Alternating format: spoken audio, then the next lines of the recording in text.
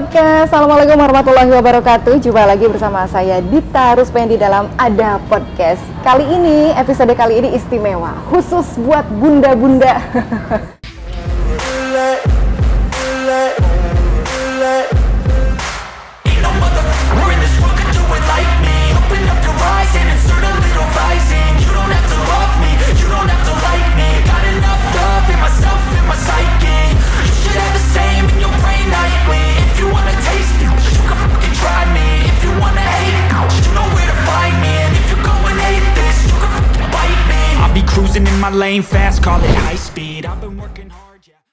Bunda, kali ini masih sudah mulai proses penerimaan masa pendidikan di sekolah dasar, sekolah menengah, terutama sekolah-sekolah swasta ini kali ini sekarang sudah mulai buka pendaftaran nih.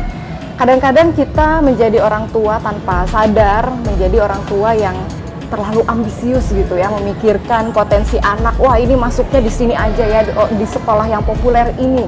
Kemudian nanti les ini, les itu.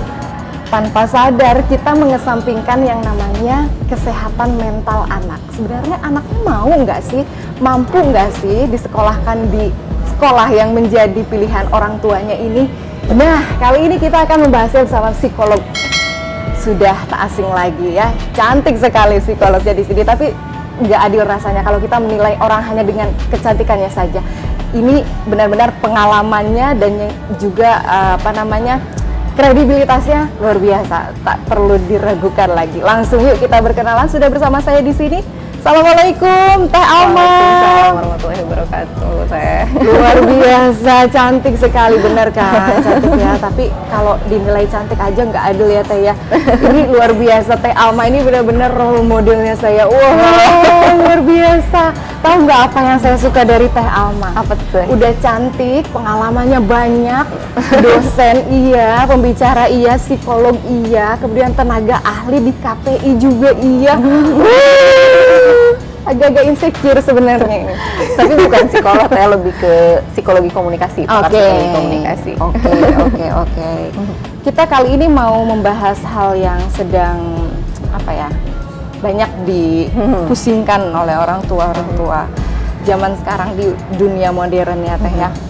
Tapi sebelum membahas lebih jauh, jangan lupa di like dulu dong videonya ya, dan juga di subscribe Ada Production officialnya. Dan kalau berkenan Bunda di share ya, di dibagikan linknya nih, tinggal di copy aja. Langsung dibagikan di teman-temannya, di grup WhatsApp-nya, semuanya dibagikan ya. Teh Alma, kita bahas mengenai kesehatan mental anak ya. Tapi sebelum membahas lebih jauh, yang namanya anak ini, kita sebut anak ini usia berapa sih? Sebetulnya kalau menurut Undang-Undang Perlindungan Anak, yang dikatakan anak itu adalah seseorang yang belum berusia 18 tahun. Jadi termasuk anak yang sedang dalam kandungan. Itu sudah bisa dikatakan anak dan sudah masuk ke Undang-Undang Perlindungan Anak. 17 tahun berarti masih dibilang anak ya? Tahun, betul. Itu peraturannya. Berarti tapi kalau sekarang bahasan kita bagaimana kalau kita fokuskan usia berapa nih? Usia sekolah dasar? Usia prasekolah dan sekolah dasar. Biar narik audiens saya juga, teman-teman saya mau bunda-bunda juga lagi bingung. Tetap ya, subscriber yang dicari. Teh Alma, jadi anak usia dari usia prasekolah sampai usia sekolah dasar itu apa yang harus ada aspek-aspek perkembangan yang harus kita notice nggak sih sebagai orang tua? Terutama usia prasekolah ya, di situ tuh sedang usia golden age kalau dibilang kan, usia keemasan anak, di mana anak sedang berkembang secara pesat, baik emosionalnya, kemudian perkembangan fisiknya gitu. Jadi ada banyak ya aspek-aspek, ada beberapa aspek perkembangan anak yang harus dinotis orang tua. Perkembangan fisik tadi ya, kemudian kognitif, sosial, emosional. Semuanya ada yang harus lebih diperhatikan atau harus seimbangkah atau bagaimana nih? Iya, sebetulnya harus seimbang ya, fisik maupun psikis itu harus seimbang. Kita harus tahu bagaimana perkembangan anak secara fisik, berat badannya berapa, tinggi badannya, apakah sudah sesuai dengan norma-norma atau standar-standar gitu ya. Nah, kemudian gizinya seperti apa gitu, dan terlebih di samping itu juga kalau sekarang kan rata-rata orang tua banyaknya melihatnya fisiknya, oh anak saya sudah tumbuh berkembang sesuai dengan usianya gitu. Tapi kita lihat apakah psikisnya atau mental anak sudah kita perhatikan atau belum gitu. Kadang kan orang tua misalnya di luar sekarang lagi musim hujan ya Teh ya. Orang tua pasti menyiapkan topinya, jaketnya gitu. Jadi kalau secara fisik orang tua tuh sudah sangat melek gitu. Tapi sekarang fenomena yang sudah makin kita lihat gitu ya, apakah perkembangan mental anak juga diperhatikan sebegitunya kah gitu oleh para orang tua? Kalau perkembangan fisik ini kan kelihatan ya Teh Alma ya, seperti Teh Alma barusan bilang, kalau musim hujan ya pakaikan jas hujan gitu. Tapi bagaimana dengan kesehatan mental? Nggak semua orang tua ngeh gitu ya. Bagaimana cara mengidentifikasinya? Apakah anak saya sudah sehat secara mental atau ada yang harus diperbaiki? Bagaimana itu? Iya. Sebetulnya penting sekali yang namanya komunikasi ya, komunikasi antara orang tua dengan anak, bagaimana interpersonal orang tua dengan anak, kemudian lebih luasnya lagi komunikasi keluarganya seperti apa. Jadi orang tua harus bisa menjadi pendengar yang baik untuk anak-anaknya gitu. Terkadang kalau di kita kan anak tuh ya mau nggak mau harus nurut gimana kata orang tuanya. Sementara kita tuh terkadang itu kita dapat karena pola asuh kita zaman dulu gitu. Sementara yang namanya pola asuh orang tua kita zaman dulu belum tentu bisa diterapkan di anak kita zaman sekarang yang sudah eranya juga sudah beda. Apalagi sekarang sudah ada era digital gitu ya, anak sudah lebih melek digital dibandingkan orang tuanya gitu. Makanya itu yang harus kita perhatikan, karena dari situlah kita juga mulai muncul bagaimana perkembangan mental anak, apa yang anak lihat melalui gadget dan lain sebagainya.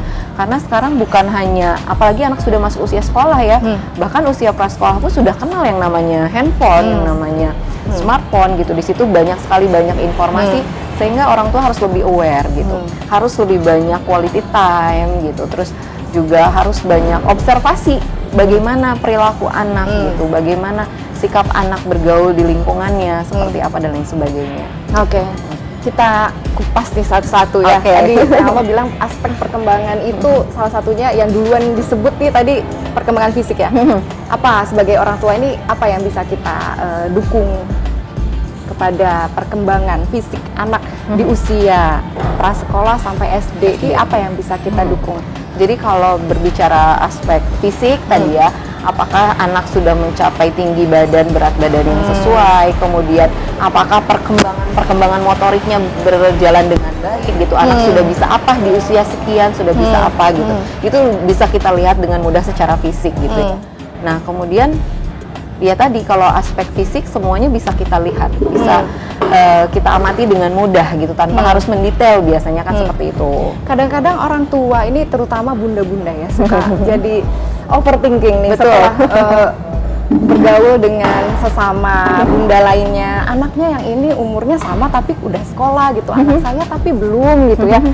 Sebenarnya melihat dari kemampuan anak, tapi kadang-kadang ini yang bikin overthinking nih. Aduh, udah harus sekolah belum ya? Sebenarnya apa sih yang ingin Teh Alma sampaikan? Sebenarnya usia sekolah ini mulainya dari boleh dilihat dari perkembangan fisiknya dulu apa bagaimana? Sebetulnya kalau misalnya melihat apakah anak saya sudah siap sekolah atau belum gitu ya, itu harus lebih kepada apakah anak sudah siap secara emosional, sudah matang secara emosional gitu. Karena dan kita harus lihat kalau misalnya memang anak sudah mau sekolah, karena memang banyak faktor sih ya orang tua menyekolahkan anak, karena memang sekarang juga orang tua bekerja daripada anak main handphone di rumah, mendingan disekolahkan gitu. Sebetulnya sekolah-sekolah ini juga sudah banyak yang sudah ramah anak gitu ya, maksudnya sesuai dengan perkembangan anak. Nah kita harus lihat dulu kalau misalnya kita mau menyekolahkan anak, seperti apa sekolahnya. Kita harus tahu ya sekolah yang mau ditujunya seperti apa. Pilih dulu sekolahnya yang sesuai dengan anak gitu ya. Nah kemudian kalau misalnya sudah lihat sekolahnya, apakah anaknya mau atau tidak gitu. Jadi kita kuncinya adalah tidak memaksakan. Itu pilihan bagi orang tua yang mau menyekolahkan anaknya. Tapi kalau yang masih belum mau menyekolahkan anaknya karena memang masih khawatir dengan hal-hal lain gitu ya, karena maunya mungkin anak tetap pola asuh keluarga dulu di usia seperti utama, itu gitu ya. Nah, silakan saja, tapi apakah sudah betul orang tua mengurus dan mendidik anak sesuai dengan apa yang seharusnya gitu. Oke. Teh Alma dalam upaya mendukung aspek perkembangan ini ya, Teh Alma tadi juga sudah menyinggungnya. Kadang kesehatan mental ini terabaikan ya. Padahal itu yang utama ya. Betul. Kenapa sih kita harus memperhatikannya? Karena kondisi kita sehat mental itu kan artinya kita sejahtera, kita bisa produktif, kita bisa bermanfaat untuk orang gitu ya. Nah, ketika seseorang sudah mencapai kesehatan mental, dia akan lebih mudah berinteraksi, bersosialisasi. Kemudian dia akan lebih mudah mewujudkan apa yang diinginkannya, produktif dengan apapun yang harus dia lakukan. Gitu. Jadi itu ya arti kesehatan mental atau bagaimana kita melihat indikatornya ya, indikator anak sehat secara mental itu dia produktif ya, semangat, sehat gitu mungkin ya. Kemudian Teh Alma bagaimana cara menyeimbangkan beberapa aspek perkembangan yang sudah disebutkan Teh Alma tadi, misalnya perkembangan fisiknya udah nih mantep nih, kelihatan dari secara umur misalnya dia si kakak sudah siap sekolah gitu, tapi secara aspek perkembangan lainnya masih ada PR nih. Bagaimana cara mengejarnya? Harus dikejar nggak sih? Sebetulnya kalau misalnya harus dikejar atau enggak, kita harus balik lagi sama anaknya. Karena kalau misalnya kita berbicara mengejar anak supaya sesuai tuntutan gitu, itu harus dilihat dulu anaknya mampu atau enggak. Takutnya jadi pressure malah sama anaknya gitu. Jadi sebetulnya anak itu akan berjalan sewajarnya, tergantung bagaimana kita menstimulasi anak kita gitu. Jadi kalau misalnya kita sudah menstimulasi dengan cara yang tepat, dengan cara yang baik dan benar gitu, tapi kemudian anak juga masih tidak mau berkembang, misalnya masih butuh proses yang lebih lama, ya biarkan saja gitu, biarkan anak berkembang dengan wajar gitu. Poinnya kita sangat mengapresiasi ya anak-anak yang sudah mampu pada usianya bisa menerima stimulasi lebih daripada usia lainnya, tapi kalau tidak mampu ya jangan dipaksakan, gitu ya. Kalau kita lihat juga sekarang sistem pendidikan SD, negeri, swasta itu secara apa ya, bobot jumlah mata pelajarannya aja kan jauh banget ya Teh ya? Iya. SD negeri 7 misalnya ya, kalau nggak salah ya, koreksi kalau saya salah. SD negeri 7 mata pelajaran, swasta bisa berapa? 16 putranya Teteh di swasta? Swasta kebetulan kurikulumnya 2 jadinya. Kurikulum nasional dan kurikulum internasional, jadi double sebetulnya. Sharing Teh gimana sejauh ini? Sejauh ini dikatakan berat, jujur aja berat gitu ya, terlebih sayanya bekerja gitu ya, kemudian ya anak seperti apa, tapi saya tidak pernah mentarget atau mempressure anak saya harus bisa misalnya, harus sesuai target yang sudah dibuat misalnya, enggak. Jadi happy nggak di sekolah, itu poin yang penting. Happy nggak, seru nggak bergaul dengan teman-teman gitu. Kalau misalnya dia happy, dia nggak ada masalah, tapi dia misalnya secara prestasi belum mencapai, it's okay gitu, karena itu proses gitu. Dan justru ketika dia happy, dia enjoy dengan lingkungannya, prestasi akan lebih mudah didapat gitu. Karena ya kita balik lagi, nggak semua orang harus pintar matematika, nggak semua orang harus pintar bahasa Inggris gitu ya. Semua orang punya minat dan bakatnya masing-masing, tergantung ya bagaimana kita menstimulasinya tadi. Kalau misalnya memang kita sudah memberikan semuanya, tapi ternyata anak lebih senang dengan hal-hal yang lain, ya it's okay gitu.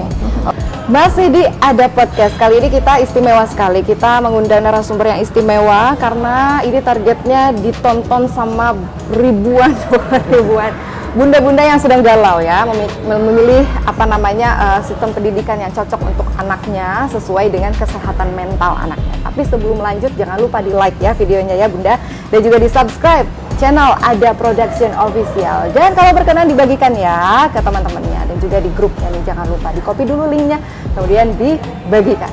Sebelum kita lanjut, Tama bagaimana? Mau minum dulu? Boleh ya? Dulu ya. Sepertinya ada Syahrul Gunawan nih lewat. Aduh, terima kasih Bang Syahrul Gunawan. Lagi nggak syuting ini? Bang, ini boleh kita pilih ya? Boleh. Buat nanti Teh Alma mau pesan apa nih? Ini luar biasa, Harper Cikarang Hotel, luar biasa, menunya banyak banget ya Bang. Paling enak di sini apa Bang? Kalau paling enak menunya ada gochujang. Paling enak. Korean food ya? Ya, Korean. Wah, boleh tuh, boleh.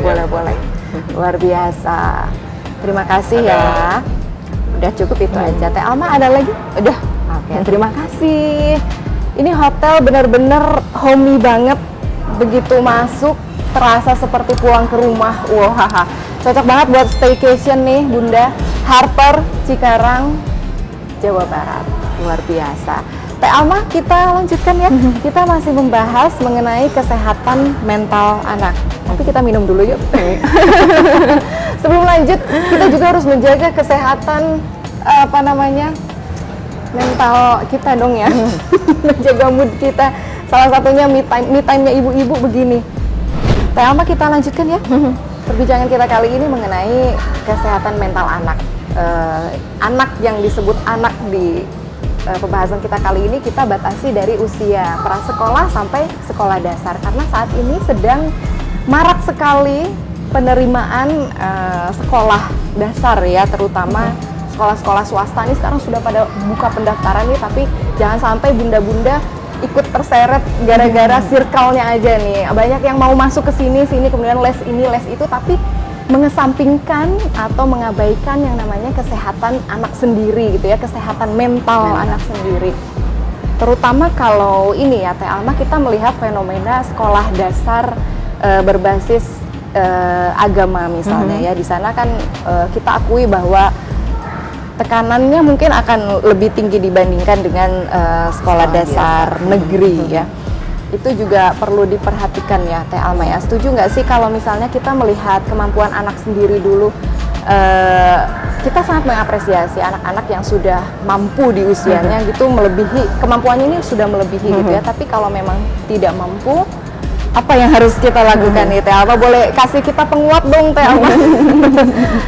Bahwa seberapa penting kesehatan mental anak kita ini dibandingkan dengan prestasi yang harus diraih. Iya betul. Jadi kita harus pahami bersama dulu bahwa memang tadi ya, setiap orang kan punya karakter yang berbeda, minat dan bakat yang berbeda gitu. Jadi kalau misalnya kita sudah tahu minat dan bakat itu, ya kita boleh mempressure dalam hal yang sesuai dengan passion anak gitu. Tapi kalau misalnya kita memaksakan, misalnya anak yang senang dengan art, misalnya dia lebih kreatif misalnya, tapi kita menuntut dia untuk pintar matematika, ikut kejuaraan matematika, kan artinya nggak nyambung ya. Itu kan menjadi tekanan buat anak, dan itu yang akan membuat anak menjadi terganggu kesehatan mentalnya gitu. Jadi kalau misalnya kita mau menjaga kesehatan mental anak, kita pahami dulu siapa anak kita. Benar-benar itu yang paling utama ya. Anaknya happy apa enggak, tadi kata Teh Alma seperti itu ya. Teh Alma, tapi gimana kalau begini kasusnya, kita sudah mengarahkan anak sesuai potensi dan kemampuannya nih ya. Oke, sudah masuk di sekolah yang cocok gitu ya, secara psikis, oke, secara akademis, oke gitu ya. Tapi kemudian ada lingkungan, ada faktor eksternal yang membuat anak menjadi down, jadi nggak semangat lagi. Misalnya kita mengenal perundungan misalnya sesama teman-teman di sekolah, kemudian belum lagi ada, mohon maaf, guru yang galak gitu ya.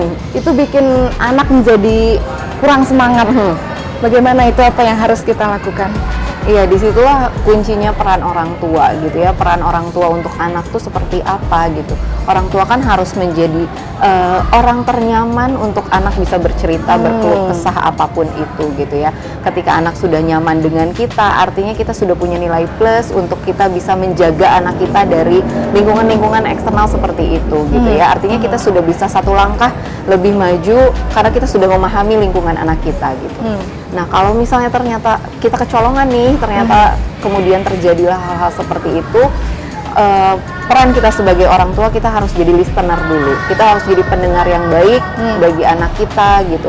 Kemudian kita mengobservasi apa yang dialami oleh anak kita, bagaimana apa efek dari hal-hal yang sudah dia dapatkan di luar gitu ya. Nah, kemudian kita juga mencari tahu di lingkungan luarnya apa sih yang menyebabkan sehingga anak kita mendapatkan perlakuan seperti itu gitu. Dan kita juga tidak boleh asal menyalahkan lingkungan gitu. Jadi kita harus dengar dulu dari anaknya, kemudian kita make sure sama lingkungan teman-temannya apakah benar ini tuh kesalahannya ada di luar anak kita. Jangan sampai ternyata malah anak kita yang ada sesuatu dan ternyata sesuatunya itu datangnya dari rumah sebetulnya. Nah, itu juga yang harus kita pelajari bersama gitu. Karena kalau kita berbicara tentang anak, orang tua dengan anak itu proses berkepanjangan yang tidak akan selesai gitu ya, sejauh mana kita hidup gitu. Jadi artinya apapun itu ya orang tua harus tetap tadi kembali pada fitrahnya, menjadi seseorang yang bisa membuat anak nyaman gitu. Pertanyaannya, bagaimana menjadi orang tua yang bisa menjadi apa ya, tempat bercerita Tempat bagi bercerita. anak. Kadang-kadang kan orang tua kan ya apa ya, punya ego sendiri juga ya, ada batas dengan anak gitu ya. Untuk diterapkan ke anak usia prasekolah dan sekolah dasar itu bagaimana? Misalnya contohnya Teh Ama. Sebetulnya gini, ketika anak bereaksi sesuatu itu merupakan cerminan bagaimana kita memberikan pola asuh kepada anak gitu ya. Oke. Jadi ketika kita berbicara sama anak, kemudian anak tidak mau mendengarkan kita, kita tanya dulu sama diri kita sendiri, apakah Oke. kita sudah menjadi pendengar yang baik untuk anak Oke. gitu. Dan kemudian kalau misalnya, kenapa sih anak saya nggak mau nurut?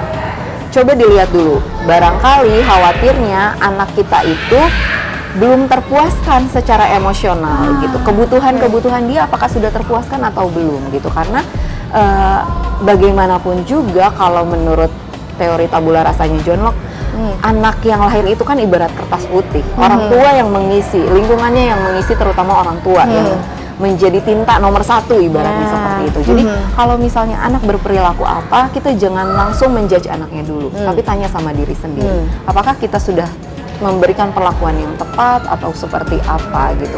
Kalau kita berbicara permasalahan komunikasi, kita harus ingat bahwa komunikasi yang baik itu bukan sejauh mana kita banyak berbicara, tapi sejauh mana kita banyak mendengarkan. Oke. Itu pun harus diterapkan pada anak. Sejauh mana kita bisa mendengarkan anak kita berbicara, karena terkadang itu tadi orang tua punya ego, punya harapan, punya keinginan anak kita menjadi seperti apa. Jadi terkadang anak baru berbicara satu baris, orang tua sudah berbicara satu paragraf. Gitu. Akhirnya anak kok aku nggak didengar ya gitu. Nah itu mungkin seperti itu. Oke. Itu kalau anaknya sudah bisa bicara, dalam artian bicara di sini komunikasi afektif ya. Teh. Tapi bagaimana kalau usia TK nih, kadang-kadang kan kalau pulang sekolah juga dia lupa apa yang dilakukan di sekolah ya. Tapi padahal dia sebenarnya punya kesulitan di dalam dirinya yang tidak tersampaikan ke orang tuanya. Apa Teh yang bisa kita lakukan?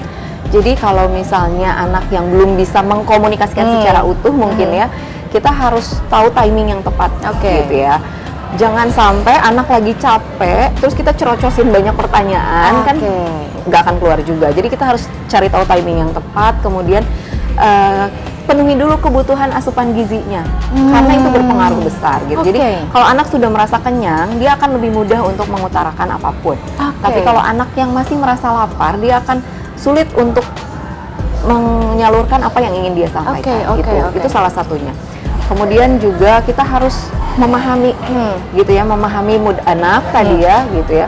Terus kemudian juga banyak hal sebetulnya yang bisa membuat anak mau bercerita, dan kita juga bisa melihat dari sikap perilakunya gitu. Bukan hanya, karena kan sebetulnya komunikasi kan bukan hanya verbal aja ya, tapi kita bisa melihat gerak-gerik anak seperti apa non verbalnya.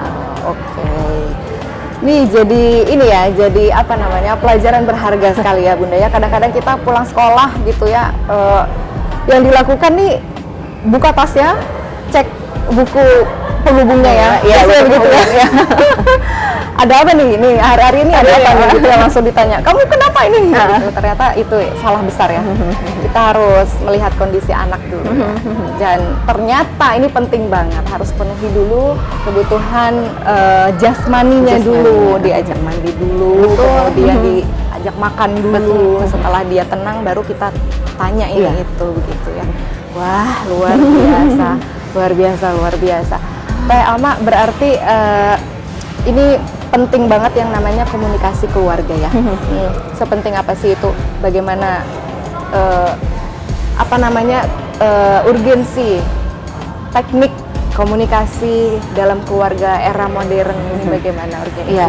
Jadi kalau di era modern ini kita sebagai orang tua harus memahami betul bahwa kita jangan terlalu memberikan jarak antara orang tua dengan anak gitu ya. Jangan sampai saya ibu, kamu anak, kamu harus mau mengikuti apapun yang saya mau, enggak. Tapi kita punya kesetaraan, punya kebutuhan, kita punya need yang sama gitu. Dan anak juga, kita sebagai orang tua, walaupun kita orang tuanya, tapi kita harus pahami dan sadari bahwa anak punya kehidupannya sendiri loh gitu. dia punya hak yang sama dengan kita orang dewasa gitu. Jadi berikan hak-hak itu untuk anak-anak kita gitu ya. Jadi hak untuk menyampaikan sesuatu, hak untuk memiliki keinginan, hak untuk mewujudkan apa yang dia inginkan gitu. Jadi walaupun dia Berbeda sekali ya Berbeda. menghadapi Menghadapi. manusia besar dan manusia kecil, sangat berbeda.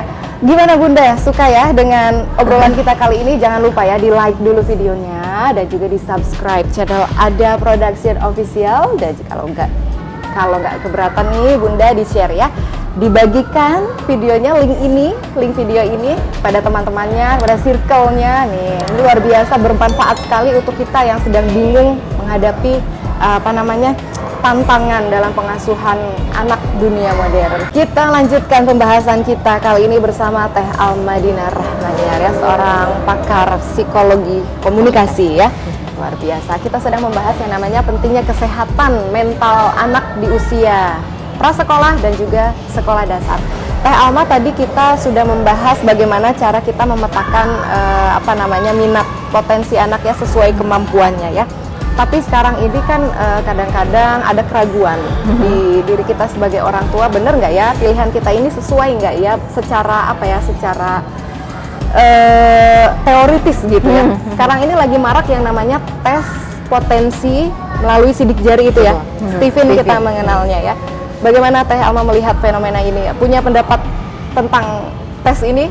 Perlu atau bagaimana? Iya, sebetulnya kalau perlu atau tidak sesuai kebutuhan ya. Tadi kalau misalnya kita sudah bisa melihat minat dan bakat anak kita secara langsung, ya itu sudah sebetulnya ya sudah percayakan aja gitu. Tapi kalau misalnya kita masih ragu-ragu, kemudian kita mau melakukan tes itu, it's okay, karena apapun itu kan salah satu bentuk ikhtiar kita ya. Ikhtiar kita untuk menemukan apa yang sebetulnya dibutuhkan oleh anak, arah anak kita akan kemana gitu. Jadi kalau saya memandangnya itu hal yang bagus untuk dilakukan kalau memang kita mau make sure gitu ya, apakah betul tepatkah keinginan anak kita sesuai dengan potensinya seperti apa gitu. Oke, jadi boleh dilakukan tapi tidak dosa juga gitu ya kalau tidak gitu ya. Iya gitu, jadi tidak wajib hukumnya. Tidak wajib. Itu hanya untuk make sure gitu Make sure ya. aja. Jadi semakin yakin gitu terhadap potensi Kepotensian. anak kita. Luar biasa. Teh Alma punya tips and trick apa nih buat menjaga kesehatan mental anak-anak? Intinya adalah bahwa komunikasi keluarga itu menjadi salah satu hal yang penting karena orang tua adalah tempat utama dan pertama yang paling akan mempengaruhi bagaimana anak berperilaku, bagaimana anak menyelesaikan permasalahan yang ia hadapi di lingkungan luar, karena penyelesaian konflik yang pertama itu di-coping dari permasalahan yang ada di rumah gitu. Jadi rumah itu tetap nomor satu, sehingga komunikasi keluarga menjadi hal yang sangat penting. Oke. Tapi pertanyaannya Teh Alma begini, bagaimana jika anak terutama usia remaja, walaupun bahasan kita bukan remaja ya, itu sudah terlanjur gitu, bukan rusak kita bilangnya ada sedikit guncangan dalam mentalnya misalnya, sudah terlanjur misalnya, apa yang bisa orang tua lakukan? Teh Alma bisa menyarankan apa? Pada intinya adalah banyak orang yang mengalami goncangan gitu ya, dikarenakan dia tidak mampu berkomunikasi bukan hanya dengan orang luar tapi juga dengan dirinya sendiri. Jadi biarkan dulu dia memahami diri dia sendiri, kemudian kita harus menjadi support system dan circle yang utama bagi anak kita, sehingga ketika anak mengalami goncangan itu dia tidak menjadi salah, tidak menghasilkan solusi yang salah, karena kalau misalnya dia lari kepada lingkungan yang belum tepat, nanti akan menimbulkan goncangan baru dan akhirnya akan menjadi gangguan gitu. Kita harus menjadi orang yang pertama untuk mengangkat, merangkul anak kita untuk bisa kembali ke jalurnya, dan kembali lagi kita harus introspeksi diri sebagai orang tua. Oke. Pelan-pelan gitu ya. Kita tidak sedang berlomba dengan siapapun, katanya begitu ya. Oke, Teh Alma, terima kasih banyak. Sama-sama, Teh. Sharing ilmunya, wah, ini bermanfaat sekali ya buat kita Bunda yang sedang menghadapi tantangan dalam membesarkan anak-anak kita di dunia modern ini. Terima kasih banyak Teh Alma. Sama-sama, Pengen Teh banget, Gita. masih panjang banget nih bahas. Iya, Tapi betul. sayangnya durasi kita tidak panjang ya. Mudah-mudahan kita dapat berjumpa lagi di lain Iya. kesempatan ya. Salam untuk teman-teman di Bandung. Terima kasih sudah jauh-jauh dari Bandung ke Bekasi, luar biasa. Iya. Terima kasih ya Teh Alma ya. Sama-sama. Sampai di sini ada podcast kita kali ini. Jangan lupa like dan subscribe ya di Ada Production Official ya. Saya Dita Ruspendi mewakili segenap tim yang bertugas mengucapkan terima kasih atas kebersamaannya. Terima kasih juga buat Hotel Harper Cikarang yang sudah memberikan tempatnya wah yang homey banget. Terima kasih ya. Assalamualaikum warahmatullahi wabarakatuh. Sampai jumpa. Terima kasih. Sama-sama, Teteh. Minum lagi.